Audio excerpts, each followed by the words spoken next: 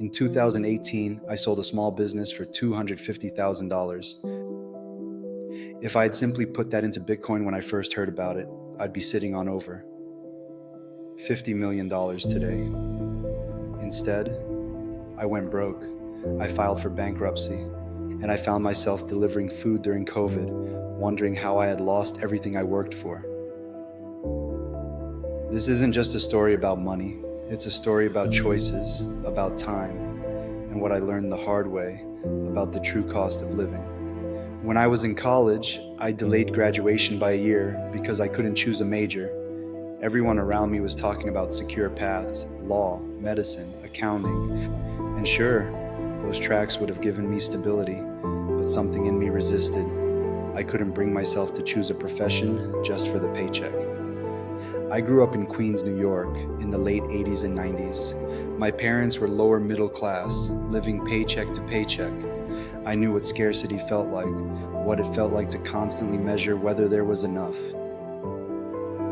Naturally, that made me think about careers in terms of money, but the more I thought about it, the more I realized I didn't want to live my life only chasing a bigger paycheck. I wanted something deeper. I wanted to ask bigger questions before life got too busy for them. That led me to philosophy. Graduating with that degree wasn't just my achievement, it was my family's. I'll never forget seeing my father's tear of joy. An immigrant working paycheck to paycheck, watching his only son graduate college, the first in his family. That moment stayed with me. After college, I leaned into my passion for fitness and became a personal trainer in New York City. At first, I thought this was freedom, no 9 to 5, no cubicle. But freedom without structure can become another kind of trap. If you want to make good money as a trainer, you work when people want to work out, before their jobs and after. That meant mornings, late nights, and long days stuck in the gym. My dream of freedom turned into exhaustion. By 2016, I was restless. My girlfriend at the time pushed me to think bigger. I'd already taken science courses, and she encouraged me to finish a medical laboratory science degree. But during my finals, instead of studying immunology, I was secretly learning how to start an e-commerce business. That curiosity turned into action. I launched a supplement store, and it took off. By 2018, I sold it for around $250,000. For the first time, I felt like I had broken out. But here's the tragedy. I didn't respect money. I thought making it was the hard part and keeping it was automatic. I was wrong. Around this time, I first heard about Bitcoin. If I had put that $250,000 into it back in 2013 when it was just a few $100s, it would be worth over $50 million today. Even in 2016 or 2017, it would have turned into generational wealth. Instead, I chased shiny things. I jumped into risky trades. I trusted people I shouldn't have. I used leverage I didn't understand. And little by little, that $250,000 turned into zero. That's the brutal truth about money. It takes years to earn and seconds to lose. By 2019, I was struggling. By early 2020, I had filed for personal and business bankruptcy. Then COVID hit. While some people used lockdown as a reset, I was driving for DoorDash and Uber Eats, delivering food in the Arizona heat, trying to figure out how my life had unraveled so fast.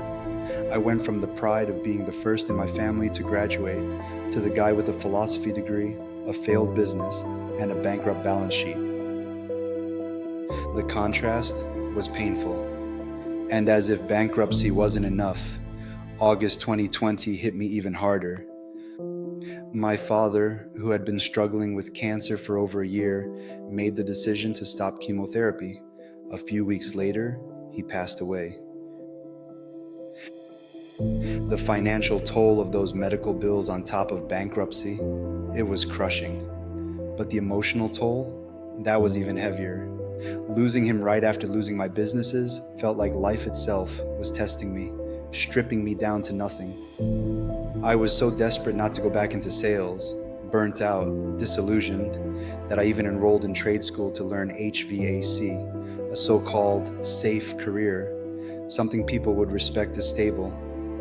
But as I was there, studying ducts and compressors, I realized this isn't me. This isn't why I'm here. Deep down, I knew I'm supposed to share this message. I'm supposed to help people see their time, their choices, their freedom differently. Choosing HVAC would have been another way of selling out to safety, and I've never chosen the so-called safe path. Because here's what I've learned. It's not wrong to commit to something, but don't forget the power of your choice. That power is the root of your freedom. After the bankruptcy, after losing my dad, after trying HVAC, I still kept searching for a way forward. Eventually, I landed in a law firm in Phoenix doing legal intake.